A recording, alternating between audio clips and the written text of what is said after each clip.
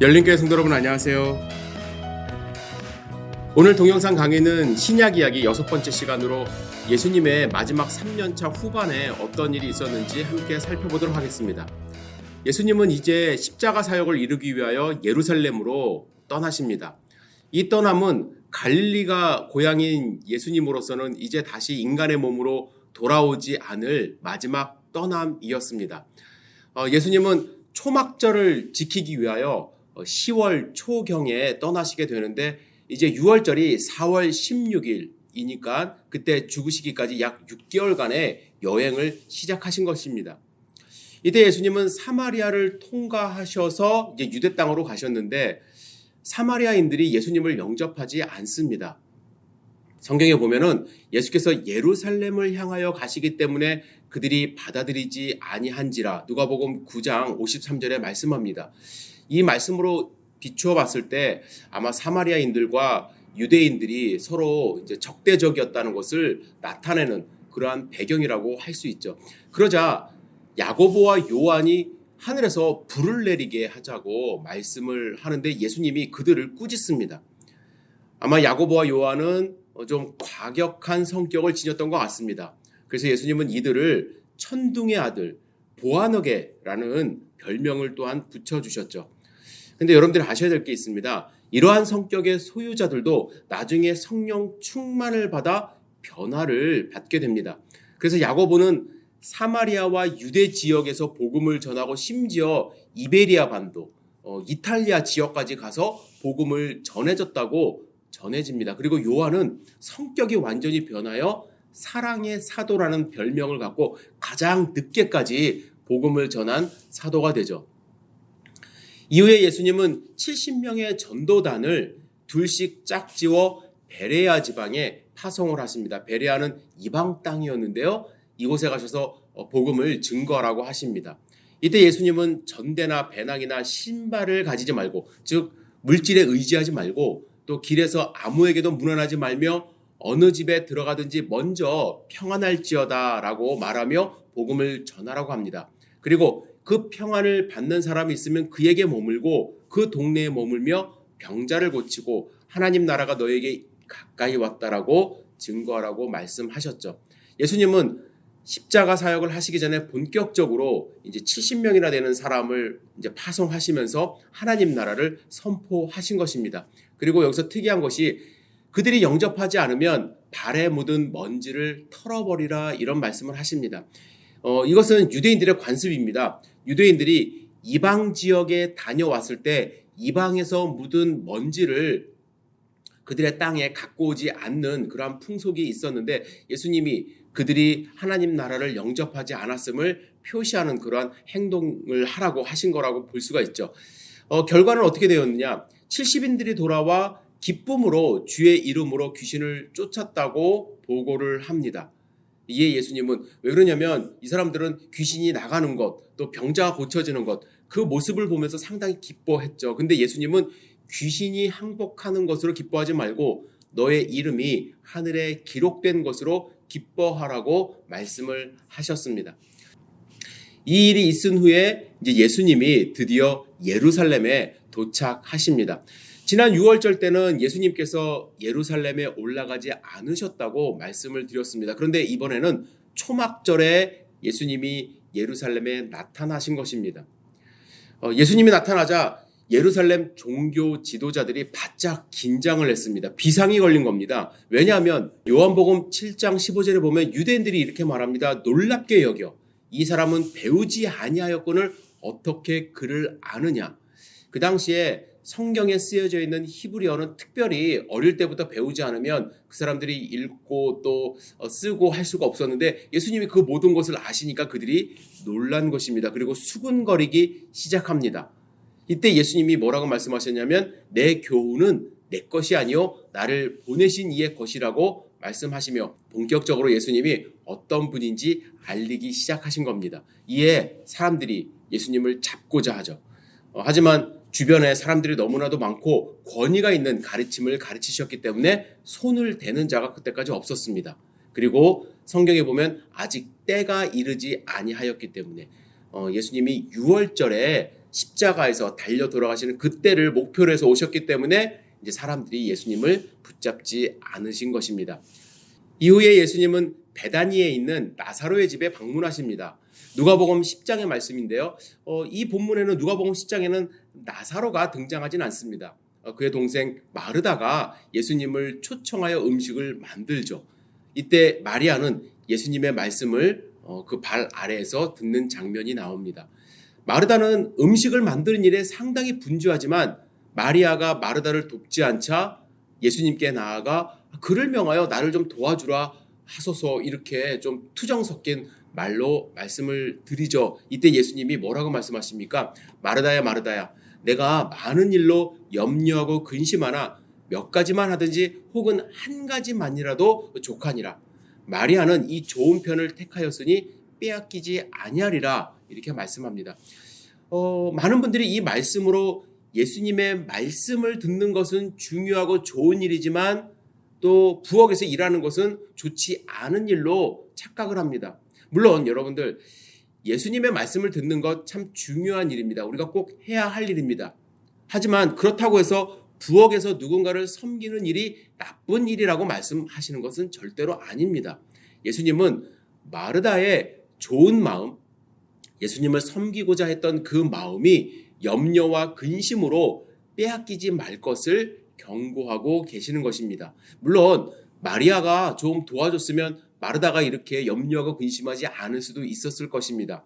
하지만 우리가 말씀을 통해서 알아야 될 것은 다른 사람을 탓하기 전에 내가 좋은 의도로 시작한 일에 대해서 또 외부적인 요인으로 그 좋은 마음을 빼앗기지 말라고 예수님이 말씀하시는 거라고 이해하시면 될 것 같습니다.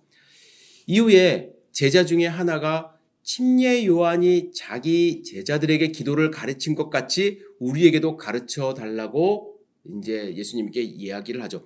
여기서 마태복음의 주기도문과 누가복음에 나오는 주기도문의 그 세팅이 예수님이 가르쳐 주시는 세팅이 조금 다른데 마태복음은 산상수훈 중간에 예수님이 가르쳐 주신 것으로 이제 마태가 기록을 했습니다. 그런데 누가는 이제 마지막 예수님이 사역을 앞두고 제자들이 나와서 예수님께 침례 요한이 가르쳐 준 것처럼 우리에게도 기도를 가르쳐 달라고 했을 때 예수님이 가르쳐 주신 것으로 이제 기록을 하고 있습니다. 여러분들이 여기서 기억을 하셔야 될 것이 그 당시에는 여러 종교 단체들이 있었습니다. 유대인들이 자기들의 어떠한 꿈을 실현하기 위해서 뭐 에센파도 있었고 뭐 열심당도 있었고 또 바리새파도 있었고 여러 종교 단체들이 있었는데 그 단체들마다 자신들의 철학과 이념을 담은 기도문을 만들어서 암송을 했다고 합니다. 그래서 제자들은 예수님의 이름으로 모인 예수 공동체의 철학을 담은 기도문을 만들어 달라고 한 것입니다. 그래서 주기도문을 여러분들이 암송하실 때 주기도문은 단순하게 우리의 바램을 그냥 하나님 앞에 표현하는 기도문이 아니라 예수를 믿는 공동체가 추구하는 이상을 담은 철학을 담은 것이라고 생각을 하시면서 함께 암송을 하셔야만 합니다. 그래서 저는 주일 예배 가운데 우리가 함께 그 예수님을 믿는 사람들이 어떠한 이상을 향해서 철학을 가지고 가야 되는지에 대해서 함께 다짐하고자 주기도문을 합니다. 그래서 주기도문의 주제는 무엇입니까?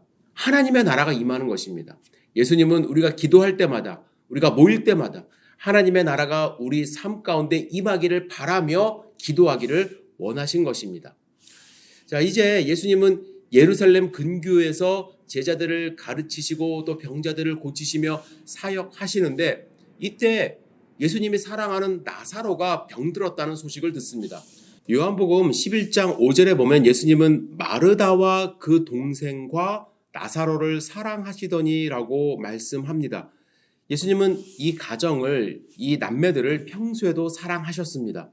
그런데 예수님은 나사로가 병들었다는 소식을 들었지만 바로 달려가지 않으시고 이틀을 더 계시다가 가십니다. 그런데 나중에 도착해서 보니까 나사로가 무덤에 있은 지 나흘이 지난 상태라고 말씀을 합니다. 예수님은 나사로가 아프다는 소식을 들었을 때 이미 그가 죽을 것을 알고 이틀을 더 머무신 것 같아요. 왜냐하면 나사로를 다시 살리시며 표적을 보여주시기 위함이었습니다. 예수님이 베다니에 도착하자 마르다가 또 나가서 맞이합니다.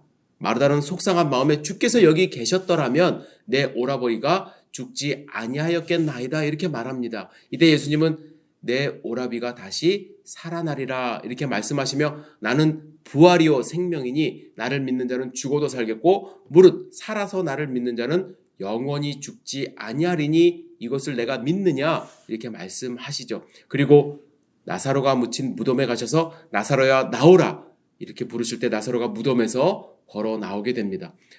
이것은 단순한 기적이 아니라 표적입니다. 예수님은 죽은 자를 살리시는 하나님임을 보여줌과 동시에 본인도 나사로처럼 3일 만에 다시 살아날 것을 이 표적을 통해서 미리 보여주신 것입니다. 나사로를 살리신 후에 예수님은 다시 마르다가 감사한 마음으로 초청한 잔치에 초대되십니다. 이때 마르다는 누가복음에서 본 것처럼 열심히 일을 합니다. 그리고 나사로는 예수님과 함께 앉았던 자중에 있었고 또 마리아는 지극히 비싼 향유 나드 한 근을 예수님 발에 붓고 자기 머리털로 예수님의 발을 닦습니다. 이 모습을 보고 가룟 유다는 300데나리온에 팔아 가난한 자들에게 주지 아니하였느냐 이렇게 책망을 합니다. 하지만 이는 그가 가난한 사람들을 생각한 것이 아니라 그가 돈꾀를 맡고 있었는데 그것을 자기가 갖고 싶어서 그렇게 얘기한 것이라고 성경은 말씀하시죠.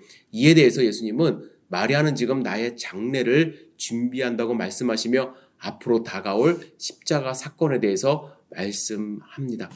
여기서 여러분들이 가끔 이제 헷갈리실 수 있는 신약 성경에 나오는 돈의 단위에 대해서 좀 말씀을 드리고 싶습니다. 조금 전에 가룟 유다가 300데나리온에 왜 팔지 않았느냐, 그것을 가난한 자에게 나눠주지 않았느냐 이런 이야기를 했다고 했는데 그때 데나리온이라는 단어가 나옵니다.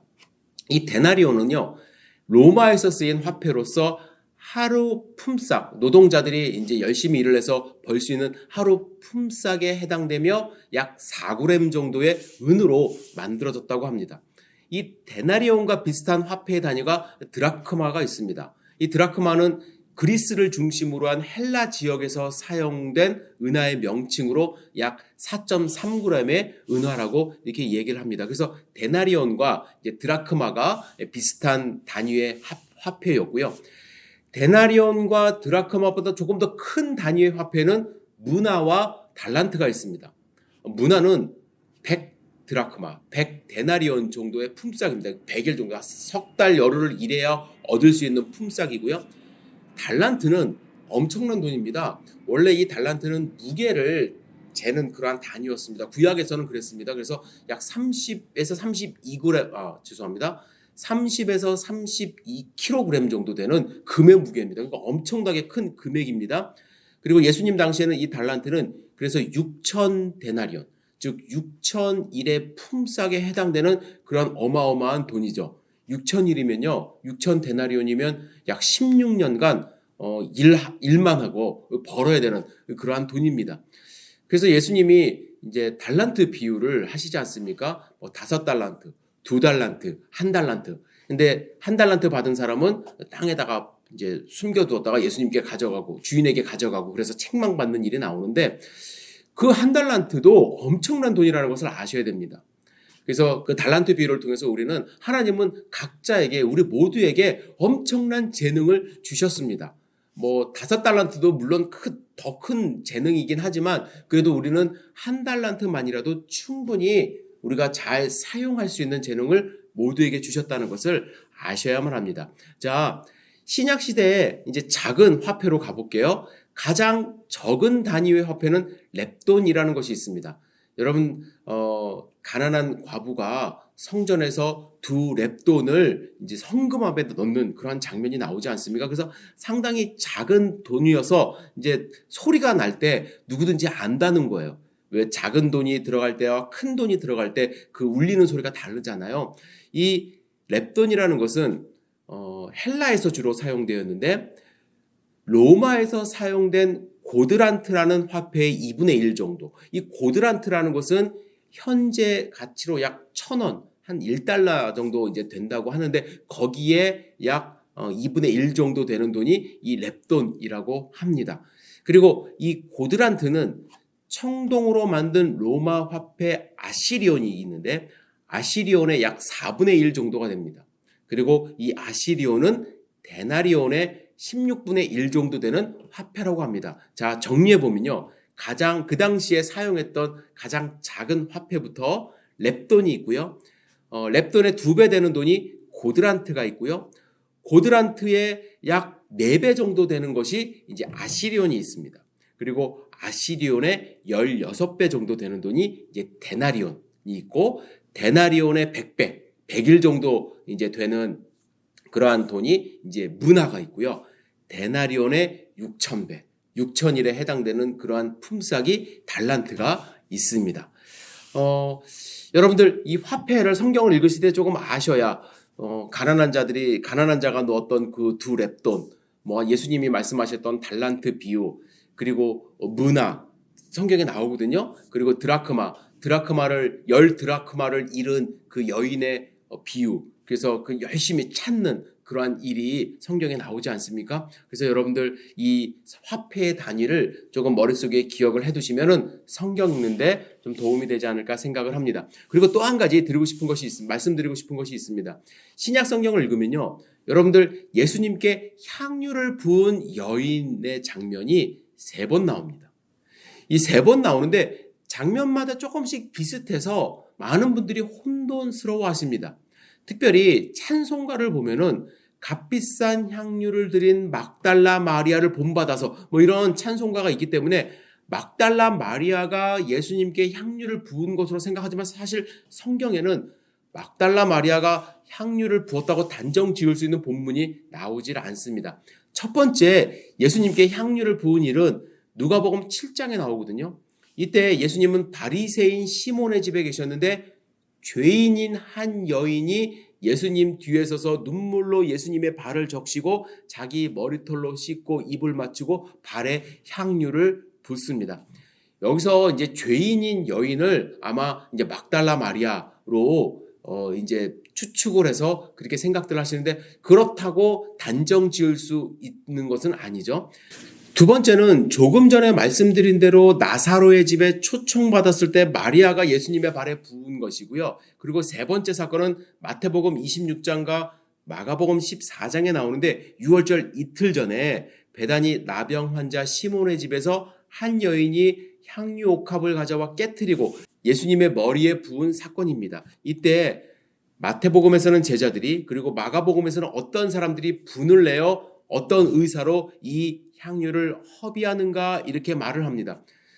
내용을 보시면은 나사로의 집에서 마리아가 부은 사건과 세 번째 마태복음 26장에 나오는 사건이 매우 흡사합니다. 그래서 많은 사람들이 이것이 같은 베다니 지방에서 있었던 일이거든요. 같은 사건이라고 말을 하지만 이 당시 예수님을 따르던 많은 제자들 중에는 예수님의 말씀을 듣고 예수님이 이미 돌아가실 것을 직감하며 예수님의 장례를 준비하는 사람들이 서서히 생겼다라고 할 수가 있습니다. 그래서 예수님을 사모하고 예수님을 사랑하던 사람들 가운데 이러한 일을 반복적으로 할 수 있었던 그러한 상황이기 때문에 이 두 상황을 성경을 보면은 다른 점도 많이 나옵니다. 그것을 굳이 동일한 사건으로 볼 필요가 없다. 저는 그렇게 생각을 해서 성경에는 예수님께 향유 부은 사건이 3번 나온다고 여러분들이 생각을 하시면 될 것 같습니다. 예수님은 나사로를 살리신 후에 약 3개월간 베레아 지역에 머무르십니다. 이 베레아 지역만 예수님이 그동안에 전도한 흔적이 나오지 않는데 마지막에 예수님이 거기에 집중을 하신 것 같아요. 미리 70명을 보내셔서 길을 닦게 하시고 그리고 마지막 3개월을 그 지역에서 보냅니다. 아마 예수님은 유대 땅에는 예수님의 적이 많아서 그냥 일부러 이제 마지막에 유월절을 보내시기 전까지 이방 땅에 머무르는 것이 안전하다는 판단을 하셨던 것 같아요. 여하튼 베레아 지방에서 예수님이 사역을 하실 때 그곳에서도 허다한 무리가 예수님을 따라다닙니다. 그때 예수님은 그들에게 십자가의 도에 대해서 설교를 하시고 또 이방 백성들에게 그 유명한 잃은 양, 잃은 은전, 잃은 아들의 비유를 통해서 하나님 나라는 어떤 곳인지 말씀하시는 장면이 나옵니다. 이제 예수님은 베레아 사역도 마치시고 이제 예루살렘으로 들어가시기 위하여 여리고성을 지나시는데 여기서 삭개오를 만나게 됩니다. 여러분들이 아시는 것처럼 삭개오는 당시 세리장이었습니다. 성경에는 그는 세리장이요 부자로 표현을 하는데 당시 세리들은요 백성들에게 과도한 세금을 부과하여 로마에 보내고 또 자신들이 부를 쌓는다고 해서 사람들로 하여금 매국노 취급을 받았고 또 백성들을 괴롭힌다는 이유로 죄인 취급을 받았습니다. 아마 삭개오는 사람들에게 많은 돈을 갈취해서 부자였지만 친구도 없이 사람들의 비난을 받는 그래서 인생의 무상함을 느끼고 있었던 것 같습니다. 그래서 예수님이 여리고성에 들어오신다는 소식을 듣고 예수님을 만나고자 나무 위로 올라가죠. 근데 예수님이 그의 앞에 오셨고 그의 이름을 부르시며 그의 집에 가겠다고 너의 집에 유하여야겠다고 말씀을 하십니다. 삭개오는 기쁨으로 예수님을 영접하며 무엇이라고 고백을 하냐면 자신의 소유 절반을 띄어서 가난한 자를 위해서 나눠주고 또 그리고 토색한 것이 있으면 4배를 갚겠다고 예수님께 말을 합니다. 그래서 예수님이 이 집에 구원이 임하였다 이렇게 선포를 하시게 됩니다. 예수님은 그 일 후에 예루살렘으로 입성을 하시죠. 예수님이 입성을 하실 때 나귀를 타고 입성을 하시지 않습니까? 사람들은 종려나무 가지를 흔들며 호산나 부르고 환영을 합니다. 그래서 때를 이제 종려주일이라고 이야기를 합니다. 종려주일은 종려나무 가지를 손처럼 팜트리라고 얘기를 하는데 손처럼 펼쳐진 그 가지들을 펼치며 환호를 해서 종려주일이라고 이제 우리가 이야기를 하죠. 예수님이 어린 나귀를 타고 오셨어요. 왜 예수님이 어린 나귀를 타셨을까요? 한 번도 짐을 지어보지 않은 어린 나귀를 어른이 탄다는 것은 상당히 좀 우스꽝스러운 모습입니다. 그러나 예수님이 일부러 그 어린 나귀를 타셨는데 왜 그러냐면 예수님은 평화의 상징, 겸손의 상징으로 어린 나귀를 선택하신 것입니다. 보통 예루살렘 성에 입성할 때 개선 장군들은 큰 말을 타고 입성을 합니다. 그건 전쟁의 상징이죠. 그러나 예수님은 전쟁이 아니라 평화의 상징이고 겸손하신 분임을 알리기 위하여 일부러 어린 나귀를 타고 입성을 하십니다. 예루살렘에 들어가신 다음 날 예수님은 성전에 가셔서 2번째 성전 정화를 하십니다. 첫 번째 성전 정화를 하신 후 약 만 3년이 지났음에도 성전은 변화가 없었던 거예요. 그래서 예수님은 눈물을 흘리시며 그들을 내어 쫓으시고 이 집은 기도하는 집이다. 하나님의 집이다라고 말씀을 하십니다. 이제 예수님은 이러한 일이 있은 후에 종교 지도자들의 질문 공세를 받으십니다. 이에 대해서 예수님은 이제 답변을 하시고 감람산에서 제자들에게 마지막 날에 어떠한 일이 일어날 것인지에 대해서 또 천국에 대해서 비유로 이제 마지막으로 강설을 하십니다. 이제 목요일 날 저녁이 되었습니다. 6월절 전날입니다. 제자들과 함께 6월절 만찬을 다락방에서 갖게 되시죠. 요한복음에서는 예수님이 이때 제자들의 발을 씻겨주시며 섬김의 모범을 보여주셨다고 말씀을 합니다. 그리고 6월절 만찬 후에 베드로와 세베대의 2 아들을 데리고 겟세마네에 기도하러 가십니다. 이 과정에서 가룟 유다는 누구에게 갔습니까? 대제사장에게 가서 은 30에 예수님을 팝니다. 그리고 예수님을 넘겨주죠. 어디에 있다라고 알려주죠.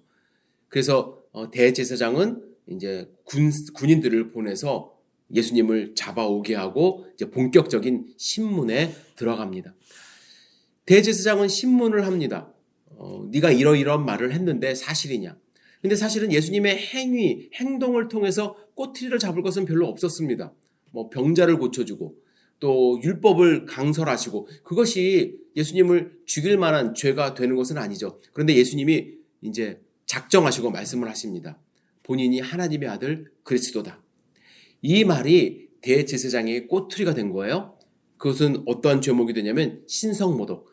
평범한 사람으로 보이는 사람이 하나님이다라고 말하는 것에 대해서 신성모독죄로 건 것입니다. 그래서 이 사람을 이제 죽일 수 있겠다 생각을 해서 이제 그냥 죽이서는 안 되니까 사실은 유대인들은 돌로 쳐서 죽일 수도 있었는데 그를 그냥 죽이면 안 되겠다 싶어서 빌라도에게 보냅니다. 왜? 십자가에 못 박혀 죽이기 위해서.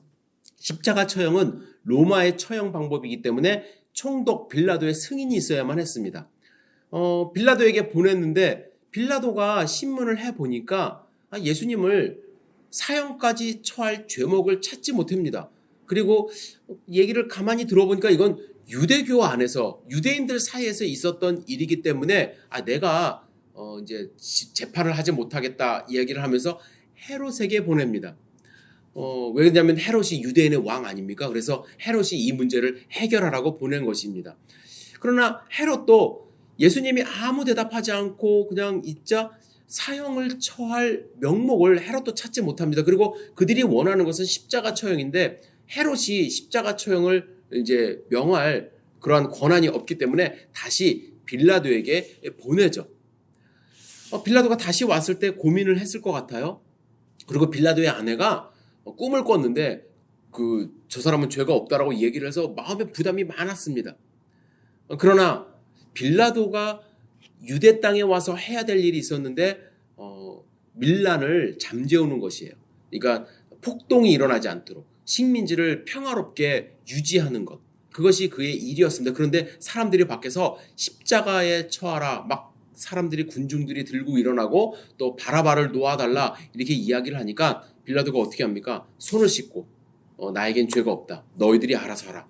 그러면서 예수님을 넘겨주게 됩니다. 그래서 예수님은 이제 우리가 사도신경 같은 걸 보면은 빌라도에 의해서 십자가에 못 박혀 죽으셨다 말씀을 하시지만 사실은 빌라도는 좀 소극적이었습니다. 적극적으로 예수님을 십자가 처형에 내준 것은 아니었고 그냥 근데 책임은 있죠. 자기의 권한이고 자기가 책임져야 될 부분인데 그것을 다하지 못하고 대제사장과 또 유대인들에게 예수님을 넘겨줌으로써 십자가 처형을 받게 하게 한 것입니다.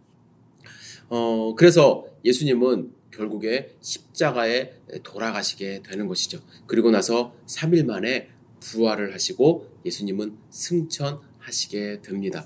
자, 오늘은 여기까지 말씀을 나누고자 하는데요. 오늘 나눴던 말씀 가운데 여러분들이 너무나도 잘 아시는 말씀은 제가 좀 뺐습니다. 그러나 여러분들 성경을 읽으실 때 도움이 될 만한 것, 신약 시대에 있었던 화폐의 단위, 그리고 예수님께 향유를 부은 여인들의 모습 등 그 배경이 될 만한 일들을 여러분들 머릿속에 좀 기억을 하셔서 성경을 읽으실 때 도움이 되셨으면 합니다. 다음 시간에는요. 이제 예수님이 제가 오늘 십자가 처형과 부활 또 예수님의 승천 모습은 이제 짧게만 다루었는데 다음 주에는 예수님이 부활하시고 또 승천하시기 전에 어떠한 일을 하셨는지 그리고 교회가 어떻게 해서 시작이 되었는지 그리고 사도 바울이 어떻게 해서 예수님께 부르심을 받았는지까지 함께 좀 말씀을 나누고 그리고 그 다음 시간에는 사도 바울의 1, 2, 3차 전도 여행에 대해서 함께 말씀을 나누고자 합니다. 여러분들 이렇게 동영상을 만드는 거 참 부족하지만 한번 그냥 들으시면서 도움이 되셨으면 좋겠습니다. 성경을 읽으실 때 이래서 이렇게 해석을 해야 되는구나. 이래서 예수님이 이런 말씀을 하셨구나. 좀 도움이 되셨으면 좋겠다는 마음으로 제작을 하니까 여러분들 한번 꼭 봐주시고 또 마음 가운데 새기시고 하나님 말씀을 읽는데 도움이 되셨으면 좋겠습니다. 여러분들 건강하시고 안전하시기를 기도합니다. 감사합니다.